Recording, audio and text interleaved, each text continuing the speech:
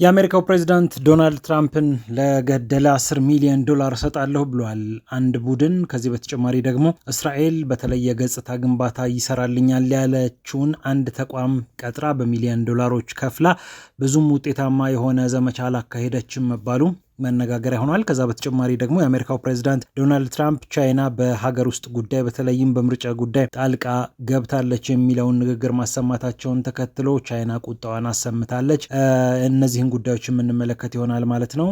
ከምንመለከታቸው ጉዳዮች መካከል እንግዲህ በቀዳሚነት የምናየው የኢራቁን ቡድን ይመለከታል። የኢራቁ ኢስላማዊ ንቅናቄ እየተባለ የሚጠራው ቡድን የአሜሪካው ፕሬዝዳንት ዶናልድ ትራምፕን ለገደለ $10 ሚሊዮን አዘጋጅቻለሁ፣ ይህንን በጀት መድብ ያለው ሰውየውን የምትገሉ ካላችሁ እንግዲህ ይሄ ገንዘብ ይሰጣችኋል ማለቱ ዓለምን አስገርሟል። በተለያዩ መንገዶች ይህ ገንዘብ እንደተሰበሰበ ነው ይሄ የኢራቅ ቡድን የገለጸው። ከተለያዩ ቡድኖች ከደጋፊዎቻችን በስጦታና በድጋፍ በእርዳታ መልክ ይህንን ገንዘብ አሰባስበናል። ማንም ወንጀለኛውን ትራምፕን የሚገል ሰው ካለ $10 ሚሊዮን እንሰጣለን ብለዋል። በተለይ ደግሞ ጦርነትን ማስቆም የሚችል እርምጃ እንደሚሆን እንጠብቃለን። አምባገነኖች ሰላም የሚባል ነገር አያውቁም። ህጻናትንና ሳይንቲስቶችን የሚገሉ ሰዎችን መግደል አለብን ብሎ ነው እንግዲህ ይሄ ቡድን ጥሪ ያቀረበው። በአጠቃላይ ለደጋፊዎቹ ለታጣቂዎቹም እንዲሁ በተመሳሳይ እንታገል የሚል መልእክት፣ አጠቃላይ የአምባገነኑ የትራምፕ ስርዓት እስኪወገድ ድረስ መታገላችንን ማቋረጥ የለብንም የሚል ነገር አንስቷል። ከሰሞኑ እንግዲህ ከወደ ኢራንም ተመሳሳይ የአሜሪካው ፕሬዝዳንት ዶናልድ ትራምፕን ህይወት የሚመለከቱ አንዳንድ ዛቻዎች ሲሰሙ ነበረ። ፕሬዝዳንቱም ከእስራኤል መረጃ እንደደረሳቸውና እስራኤል በኢራን አማካኝነት ትራምፕ እንደሚገደሉ ሰምቻለሁ ብላ ለዋይት ሀውስ ሹክ ብላለች መባሉ እና ተያያዥ ጉዳዮች ወደ ቱርክ ለኔቶ ስብሰባ ወደ አንካራ ባቀኑበት ሰዓት የአሜሪካው ፕሬዝዳንት ዶናልድ ትራምፕ ከኳታር የተሰጣቸውን አውሮፕላን ትተው በሌላ አውሮፕላን አንካራ መግባታቸው እና ሌሎችም ተያያዥ ጉዳዮች ሲነገሩ መቆየታቸው ይታወቃል። በእርግጥ ብዙ አያስገርመኝም ብለው ነበር የአሜሪካው ፕሬዝዳንት ዶናልድ ትራምፕ። ቢችሉ ያደርጉት ነበር፣ ይገሉኝ ነበር፣ እነዚህ ሰዎች እኮ ኒውክሌር ቢኖራቸው የሚተኩሱብን ነበረ ብለው ከኢራን እንዲህ አይነት ስጋት ሊኖር እንደሚችል ከዚህ ቀደምም ተናግረዋል። እንደውም እኔ የምገደል ከሆነ መጠነ ሰፊ ጥቃት ታይቶም ተሰምቶም የማይታወቅ አደገኛ ጥቃት ፈጽምባቸዋለሁ ብለው እንዳስፈራሩም የሚታወቅ ነው። የኢራቁ ቡድን ደግሞ በዚህ ጉዳይ ላይ ሌላ ተጨማሪ ማስጠንቀቂያ ወይም ማስፈራሪያ ቢጤ ጣል አድርጓል ማለት ነው። ሌላኛው አነጋጋሪ ጉዳይ እንግዲህ እስራኤል ለገጽታዋ ይበጃል ያለችውን ዘመቻ ስታካሄድ መቆየቷን የሚመለከተው ጉዳይ ነው። እስራኤል የጋዛው ጦርነት ከተነሳ ጊዜ አንስቶ ስሟ በከፍተኛ መጠን ጠፍቷል። በጋዛ የተከሰተው የምግብ እጥረት እንዲሁም ደግሞ የደም መፍሰስና ሌሎችም ተያያዥ ጉዳዮች፣ የህፃናት ጉዳት፣ የሕክምና እጦት እና ሌሎች ተያያዥ ጉዳዮች እስራኤልን ክፉኛ ስሟ እንዲጠፋ አድርጓል። በተለይ በዚህ በአዲሱ ትውልድ ይሄ ቲክቶክ በሚጠቀመው ሶሻል ሚዲያ በሚያዘወትረው ጄኔሬሽን ዚ እየተባለ በሚጠራው ትውልድ ስሟ በጣም ነው የጠፋው። በመላው አውሮፓና አሜሪካ የሚገኙ ወጣቶች እንግዲህ እስራኤል ላይ ቂም የመያዝ ወይም ደግሞ እስራኤልን እንደ ገዳይ የማየት እንቅስቃሴ ነበርና ይህን ተከትሎ ጸረ ሴማዊ ጸረ አይሁድ ስሜት እያቆጠቆጠ ስለሚገኝ ብለው እስራኤሎች ከተወሰኑ ወራት በፊት አንድ ድርጅት ቀጥረው ወይም በዚህ ድርጅት አማካኝነት የገጽታ ግንባታ ይሰራልናል ያሉትን ቡድን ቀጥረው እንቅስቃሴ ሲያደርጉ ነበረ። ከዚህ ቀደም የአሜሪካውን ፕሬዝዳንት ዶናልድ ትራምፕን የምርጫ ዘመቻ የመራውን ብራድ ፓርሰልን ወደዚህ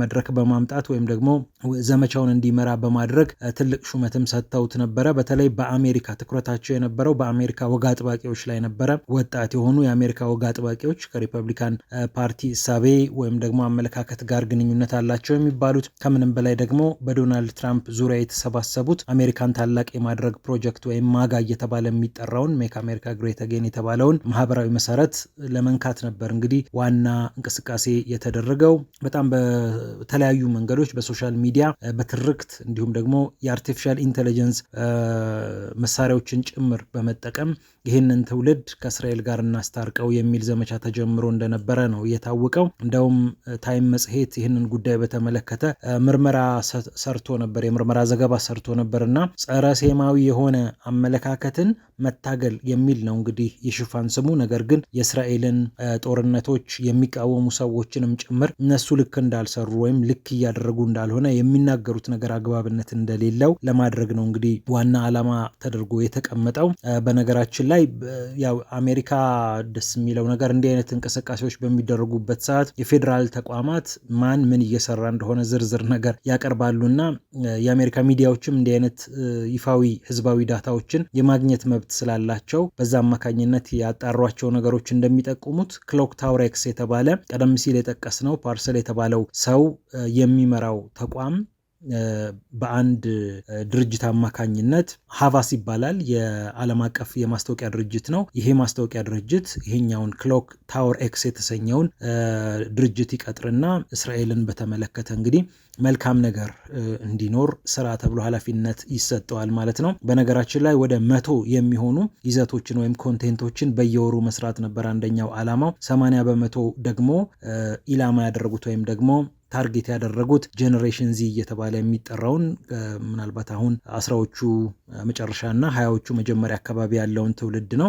ፕላትፎርሞቹ ወይም ደግሞ መድረኮቹ ቲክቶክ፣ ኢንስታግራም፣ ዩቲዩብ እና የተለያዩ ፖድካስቶች እንደሆነም ነው እንግዲህ የተነገረው። በአጠቃላይ እስከ $1.5 ሚሊዮን አካባቢ ሳይወጣ እንዳልቀረ ተነግሯል። ወደ 50 ሚሊዮን የሚሆን ይሄ ዲጂታል ኢምፕሬሽን ወይም ለምሳሌ ላይክ ሊሆን ይችላል፣ ኮመንት ሊሆን ይችላል እና ተያያዥ ይሄ ማህበራዊ ሚዲያ ላይ የሚያንቀሳቅሱ ነገሮችን ኢምፕሬሽኖችን እንግዲህ ማድረግ ዓላማው አድርጎ ተሰርቷል። ቻት ጂፒቲን የኦፕን ኤአይን ቻት ጂፒቲን ጨምሮ የጉግሉን ጂሚናይ ሌሎችንም መንገዶች በመጠቀም እንግዲህ እነዚህ ወጣቶች በተሻለ ሁኔታ ስለ እስራኤል መልካም ግንዛቤ እንዲኖራቸው ወይም እስራኤል የምታደርጋቸውን ነገሮች በተቻለ አቅም እንዳይቃወሙ ለማድረግ ጥረት ተደርጓል። ግን በወጡት የህዝብ አስተያየት መለኪያዎች ይሄ ብዙም አልተሳካም ነው የተባለው።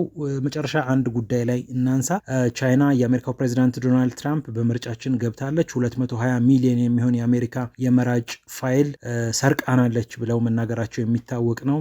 በቀጣዩ ህዳር ወር እንደሚታወቀው ምርጫ ደርሷል። የምክር ቤት ምርጫ አለ በአሜሪካ። ይህንን መሰረት አድርገው እንደተናገሩ ይታመናል። ቻይና ይህንን ፈጽሞ አልቀበልም፣ በአሜሪካ ጉዳይ ጣልቃ አልገባሁም ስትል በመንግስቱ አማካኝነት መግለጫ አውጥታበታለች።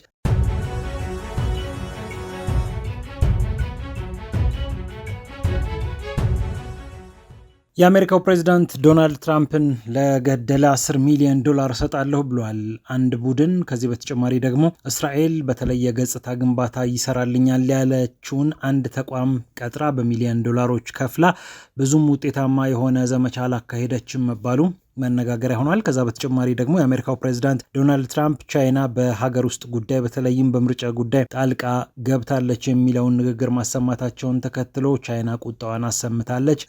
እነዚህን ጉዳዮች የምንመለከት ይሆናል ማለት ነው።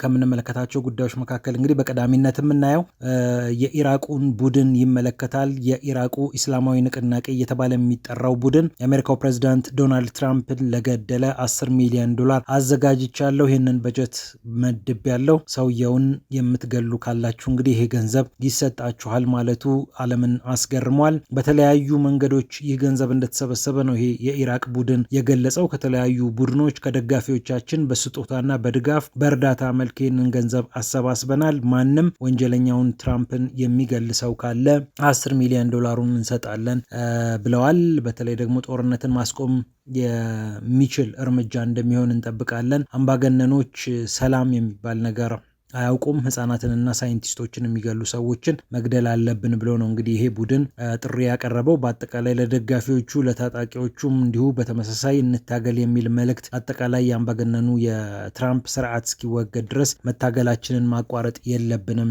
የሚል ነገር አንስቷል። ከሰሞኑ እንግዲህ ከወደ ኢራንም ተመሳሳይ የአሜሪካው ፕሬዚዳንት ዶናልድ ትራምፕን ህይወት የሚመለከቱ አንዳንድ ዛቻዎች ሲሰሙ ነበረ። ፕሬዚዳንቱም ከእስራኤል መረጃ እንደደረሳቸውና እስራኤል በኢራን አማካኝነት ትራምፕ እንደሚገደሉ ሰምቻለሁ ብላ ዋይት ሀውስ ሹክ ብላለች መባሉ እና ተያያዥ ጉዳዮች ወደ ቱርክ ለኔቶ ስብሰባ ወደ አንካራ ባቀኑበት ሰዓት የአሜሪካው ፕሬዚዳንት ዶናልድ ትራምፕ ከኳታር የተሰጣቸውን አውሮፕላን ትተው በሌላ አውሮፕላን አንካራ መግባታቸው እና ሌሎችም ተያያዥ ጉዳዮች ሲነገሩ መቆየታቸው ይታወቃል። በእርግጥ ብዙ አያስገረመኝም ብለው ነበር የአሜሪካው ፕሬዚዳንት ዶናልድ ትራምፕ። ቢችሉ ያደርጉት ነበር፣ ይገሉኝ ነበር፣ እነዚህ ሰዎች እኮ ኒውክሌር ቢኖራቸው የሚተኩሱብን ነበረ ብለው ከኢራን እንዲህ አይነት ስጋት ሊኖር እንደሚችል ከዚህ ቀደምም ተናግረዋል። እንደውም እኔ የምገደል ከሆነ መጠነ ሰፊ ጥቃት ታይቶም ተሰምቶም የማይታወቅ አደገኛ ጥቃት ፈጽምባቸዋለሁ ብለው እንዳስፈራሩም የሚታወቅ የሚታወቅ ነው። የኢራቁ ቡድን ደግሞ በዚህ ጉዳይ ላይ ሌላ ተጨማሪ ማስጠንቀቂያ ወይም ማስፈራሪያ ቢጤ ጣል አድርጓል ማለት ነው።